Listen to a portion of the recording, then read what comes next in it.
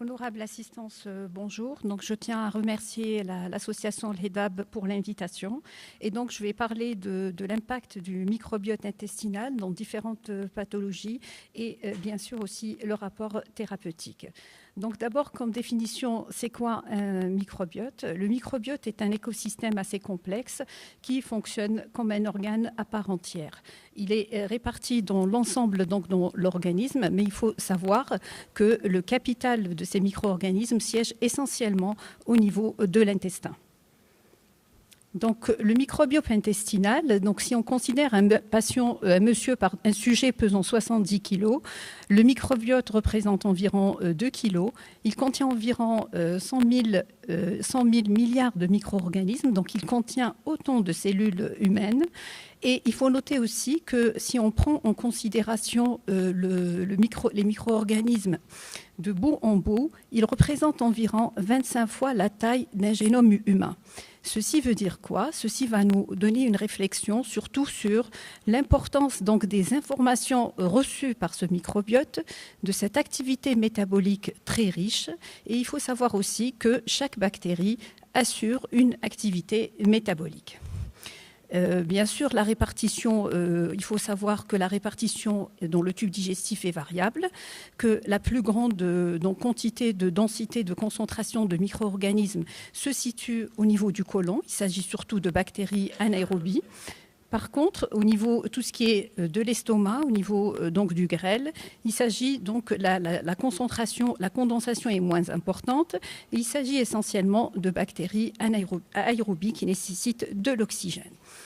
Donc, il faut savoir aussi autre chose, que le microbiote intestinal est aussi un écosystème qui est dynamique, qui comporte donc des bactéries, des virus, des parasites, des parasites et bien sûr des archées. En ce qui concerne les bactéries, donc elles sont généralement partagées en deux types. Vous aviez tout ce qui est en rouge, les firmicutes, et les firmicutes en jaune, et vous avez aussi tout ce qui est bactériotède qui est plutôt en rouge. Et vous avez la partie centrale qui est représentée généralement par des actinobactéries et bien sûr d'autres bactéries. Donc il faut savoir qu'environ il y a 800 à 1000 espèces. Nous ne sommes pas tous, si vous voulez, égaux concernant notre microbiote. Vous avez 75 espèces qui sont généralement communes chez 50 sujets, 57 chez la moitié des patients, mais il y a 18 espèces qui sont généralement communes aux individus. Ceci représente à peu près, si vous voulez, si on compare ça par rapport à l'être humain, donc c'est vrai qu'on est différents, mais nous avons en commun une tête, des mains et des bras et bien sûr des pieds. Et il faut savoir aussi, donc cette étude, même si elle est ancienne, c'est que chaque microbiote a son code. Il y a un code qui le caractérise. Et là, vous voyez plutôt à gauche, vous avez 14 patients sujets, dont bien sûr le code de leur microbiote est différent. Donc on parle aussi de ce que l'on appelle un métagénome, qui est l'ensemble du patrimoine génétique. Donc nous sommes assez similaires, mais on n'est pas identiques. Et il faut noter deux éléments importants concernant le microbiote, c'est son action dynamique et aussi il est caractérisé par cette biodiversité. Bien sûr, comment on va acquérir ce microbiote? Généralement, bien sûr, ce dernier est acquis. Donc, nous avons d'abord la période néonatale. In utero, donc le fœtus est généralement stérile. Et bien sûr, il va rencontrer le microbiote externe en passant cette fois-ci, si vous voulez, lors de l'accouchement. Et qu'il s'agisse d'un accouchement par voie basse ou par césarienne, là, bien sûr, les acquisitions vont être différentes. Quand il s'agit d'un accouchement par voie basse, donc le microbiote va être en contact avec les micro-organismes du vagin et celui des selles. Par contre, quand il est, si vous voulez, quand l'accouchement se fait par voie plutôt césarienne, qu'est-ce qui se passe? Il va y avoir, si vous voulez, il va y avoir l'acquisition, c'est soit avec la peau, c'est-à-dire de la parturiente, et également en fonction du microbiote de l'environnement, c'est-à-dire au niveau de la salle d'accouchement. À côté de ceci, il y aura aussi, si vous voulez, d'autres éléments qui vont intervenir, c'est-à-dire que en fonction que l'enfant, le nourrisson soit nourri au sein ou au lait maternel, en fonction aussi qu'il y a une prise d'antibiotiques, et également, bien sûr, qu'on vit en ville ou en campagne. Donc, si on veut, ce premier contact, il va y avoir comme une empreinte sur, si vous voulez, le microbiote. Et bien sûr, il y a si vous voulez, des acquisitions ou des altérations assez précoces qui expliqueraient certaines maladies qui apparaissent un peu plus précocement que, bien sûr, d'autres. Ce microbiote chez le nouveau-né va, si vous voulez, évoluer. Il va évoluer ensuite, si vous voulez, il va évoluer jusqu'à 6 mois. Et là, bien sûr, va rentrer l'allaitement, la diversification alimentaire, et il va se stabiliser généralement vers 3 ans. Maintenant, quels sont les facteurs qui influencent? Vous allez avoir des facteurs génétiques, des facteurs aussi d'environnement.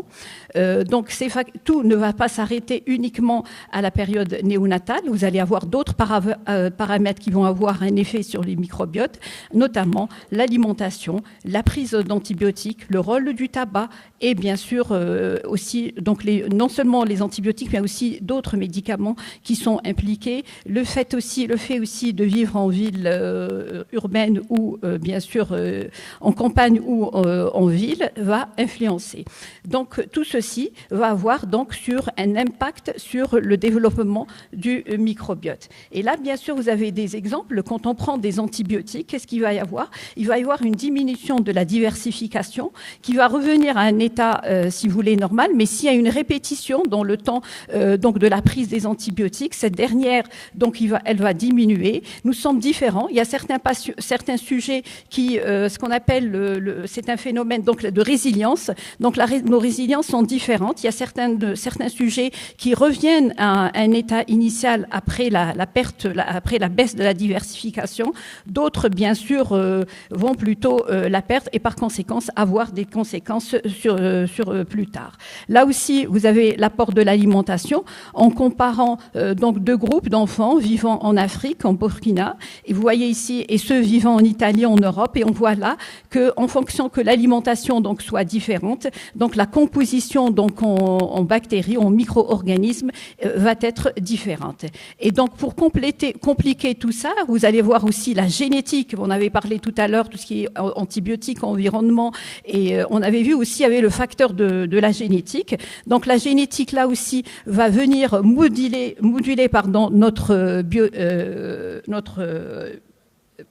notre microbiote. Et donc ceci, bien sûr, cette agression, et donc ce qui fait, il va y avoir un effet potentiel du microbiote maternel qui va être altéré sur l'enfant. Donc cette agression environnementale va se transmettre de génération en génération et s'aggraver, ce qui explique que certaines maladies vont apparaître assez très tôt dans l'enfance. Maintenant, quel est le rôle du microbiote? Donc ce dernier intervient donc dans l'homéostasie métabolique. Ça reste bien sûr, il agit comme en étant un acteur majeur en santé humaine. Il nous protège donc contre les pathogènes. Il permet de synthétiser certaines vitamines, la vitamine K, B12 et la vitamine B12. Il permet aussi il a aussi un effet promoteur dans l'angiogénèse, Il participe aussi à la régulation de la prise alimentaire, la régulation de la glycémie, la prise de poids, la fermentation, et il permet aussi de moduler le système nerveux grâce à cette action axe cerveau-intestin. C'est grâce aux connexions multiples nerveuses au niveau de l'intestin qui est assimilé à un troisième, si vous voulez, cerveau. Et donc ces molécules microbiennes, donc tous sont issus, vont avoir donc des actions et même des actions, si vous voulez, à distance sur, bien sûr, d'autres organes. Il faut savoir qu'un sujet qui est normal, donc il y a un équilibre donc de son microbiote entre les facteurs, entre les bactéries pro-inflammatoires et anti-inflammatoires. Et en cas cas de déséquilibre, donc il y a la bascule qui va, si vous voulez, basculer. Et là, vous voyez, si vous voulez, cette plaque qui résume les différentes fonctions, c'est-à-dire dont j'ai parlé tout à l'heure, c'est-à-dire le métabolisme, il y a la barrière, il y a l'immunité, il y a donc, si vous voulez, cette action cerveau et intestin. Et par conséquent, il faut savoir que cette faible diversité du microbiote est caractéristique de maladies qui vont être associées à une dysbiose. Et ces maladies, ce n'est pas juste les maladies digestives, c'est-à-dire les maladies inflammatoires chroniques de l'intestin, le syndrome de l'intestin irritable, mais il y a d'autres maladies, notamment bien sûr les maladies métaboliques, le diabète, l'obésité, la NASH. Vous avez aussi certaines infections à Clostridium difficile et également, et ça va aller encore plus loin, c'est-à-dire au niveau du cerveau, pouvant expliquer l'autisme, la dépression, la sclérose en plaques et certaines maladies dégénératives. Quelques exemples qu'on comprend pendant la physiopathologie de la dysbiose et l'obésité. Là, bien que les généticiens continuent quand même à chercher et traiter chez les hôtes, pouvant rendre compte de risques de survenue de l'obésité et des données s'accumulent encore sur ce rôle significatif. Et là, donc, on voit donc sur ce schéma, c'est-à-dire le transfert de microbiote de souris obèses est responsable de déclencher, si vous voulez, une obésité chez des souris qui sont plutôt minces. Donc, comment ça agit sur le plan, comment ça se résume sur le plan pathogénie. Donc là, vous avez la différence du biote en fonction du microbiote intestinal en fonction d'un sujet non obèse et un sujet obèse. Qu'est-ce qui se passe? Donc, il va y avoir une baisse de la diversification microbienne, il va y avoir une augmentation de la perméabilité intestinale, et donc, ça va entraîner une diminution aussi, une augmentation de l'insulinorésistance, une augmentation des lipopolysaccharides, et bien sûr, ce qui expliquerait aussi le risque aussi de stéatose, etc. Et bien sûr, ces anomalies-là aussi vont avoir aussi un signal au niveau nerveux, ce qui expliquerait aussi, si vous voulez, certains comportements anormaux, à savoir la dépression, l'anxiété, etc., la diminution de la concentration.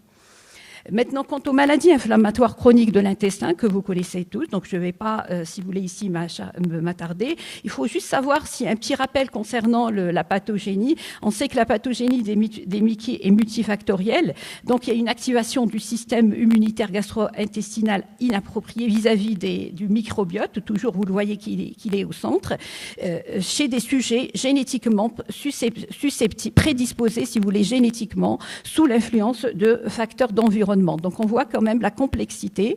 Et qu'est-ce qui se passe, si vous voulez, en cas de MICI? On parle donc de dysbiose. Donc, qu'est-ce qui se passe? Il va y avoir une des bactéries représentatrices majeures des firmicutes qui est déficit chez ces patients, c'est le Faecalibacterium prasinthisi, avec son équipe. Et il y aura plutôt, cette fois-ci, une augmentation plutôt de d'autres, si vous voulez, cette homéostasie intestinale. Si vous voulez, qu'est-ce qu'il va y avoir? Il va y avoir de l'autre côté plutôt une augmentation de protéobactéries, notamment les entérobactéries, l'augmentation de l'Escherichia coli, qui semblerait responsable aussi dans le déclenchement aussi ou le maintien des poussées. Donc, si on doit résumer dans la rectocolite ulcéro-hémorragique, donc qu'est-ce qui se passe généralement, si vous voulez, ces anomalies surviennent, c'est-à-dire les interventions où cette dysbiose survient un peu plus tardivement, à la différence dans la maladie de Crohn. Donc, ces anomalies cette dysbiose, va apparaître un peu plus précocement, généralement lors des premières années de vie. Et maintenant, on a fini par les différentes pathologies. Maintenant, on va sur le plan thérapeutique, c'est-à-dire cibler le microbiote intestinal dans un but thérapeutique. Donc, il y a plusieurs armes. Vous avez les probiotiques, donc qui sont des micro-organismes vivants dont le mode d'action est partiellement connu, permettant de restaurer un microbiote normal. Vous avez aussi les prébiotiques, c'est-à-dire que on va donner on va nourrir, si vous voulez, ces micro-organismes, et ça, c'est représenté par des fucogalacto-oligosaccharides, de l'inuline, et généralement, ils agissent généralement en symbiose. Et il y a aussi une autre alternative, c'est les si vous voulez, biotiques. Les postbiotiques, c'est plutôt donner, si vous voulez, c'est donner des molécules qui sont fabriquées par ces micro-organismes, et aussi, bien sûr, l'apport de la transplantation fécale, qu'on verra, si vous voulez, de façon différente. Donc, cibler le microbiote intestinal dans un but thérapeutique revient. Donc, je vais d'abord commencer concernant les antibiothérapie. L'antibiothérapie, la biothérapie, donc, ne sont pas avoir un effet parce qu'elle va, si vous voulez, elle doit être indiquée, sauf quand on est sûr qu'on a une pilulation microbienne. Donc, celle-ci doit être documentée. Sinon, la donnée comme ça, elle risque, si vous voulez, d'entraîner encore le déséquilibre de notre microbiote intestinal. Quant à l'apport des probiotiques, généralement, si vous voulez, les probiotiques, si vous voulez, n'ont pas montré une efficacité assez importante, mais ce qui est apporté, si vous voulez, ce qui est en perspective, c'est surtout de sélectionner un probiotique de nouvelle génération, c'est-à-dire c'est un probiotique qui est plus spécifique.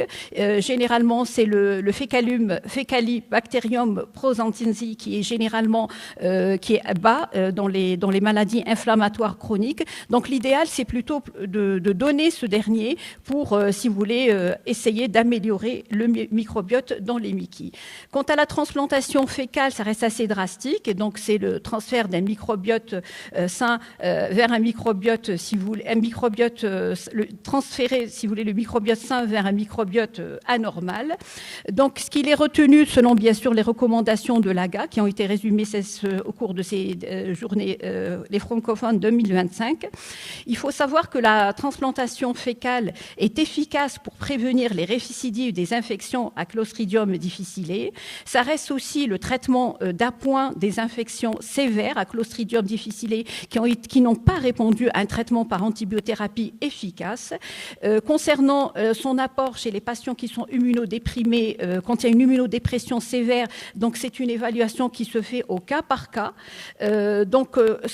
Par contre, le rapport dans les MICI, ça relève plutôt d'essais cliniques, et bien sûr, la transplantation fécale n'est pas recommandée dans le syndrome de l'intestin irritable. Maintenant, donc en résumé, comment moduler le microbiote intestinal dans les MICI? Donc les études avec les probiotiques pour équilibrer la dysbiose et diminuer l'inflammation donc sont assez décevantes. Seuls, vous avez 2 essais chez l'adulte qui ont montré l'efficacité du VCL3, qui est un mélange de probiotiques dans la prévention de la rechute de la pouchite, et 2 essais en pédiatrie sur la maladie de Crohn qui ont montré quand même une petite efficacité du lactobacillus sur la prévention et la rechute, mais dans l'effet à long terme, donc, et ne permettait pas de maintenir l'effet à long terme. Une autre stratégie, bien sûr, serait aussi de cibler les voies métaboliques altérées dans les MICI, notamment donc, agir sur la voie des récepteurs des métabolites du tryptophane. Le microbiote peut être utilisé pour améliorer aussi la réponse, comme cela est indiqué en cancérologie, notamment donc une étude a ainsi montré que plus la diversité microbienne est élevée et meilleure sera la réponse aux biothérapies par ADA ou infliximab. Enfin, l'avenir serait peut-être dans la manipulation du microbiote lors d'une petite fenêtre d'opportunité, c'est-à-dire dans l'enfance. Et quand on avait vu que pendant cette période-là, c'était un microbiote c'est une période où le microbiote est malléable. Et en conclusion, donc, je dirais que le microbiote intestinal joue un rôle crucial dans la santé digestive et générale.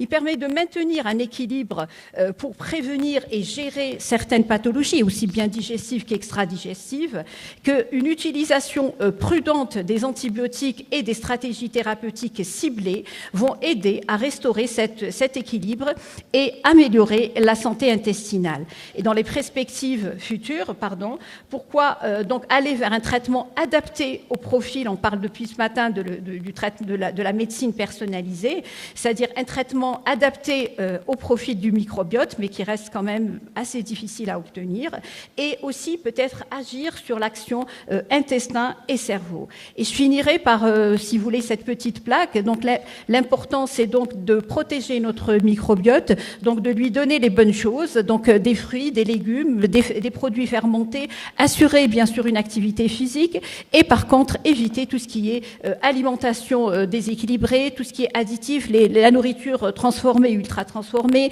l'usage d'antibiothérapie inadéquat et bien sûr éviter tout ce qui est additif alimentaire humidifiant. Et je vous remercie.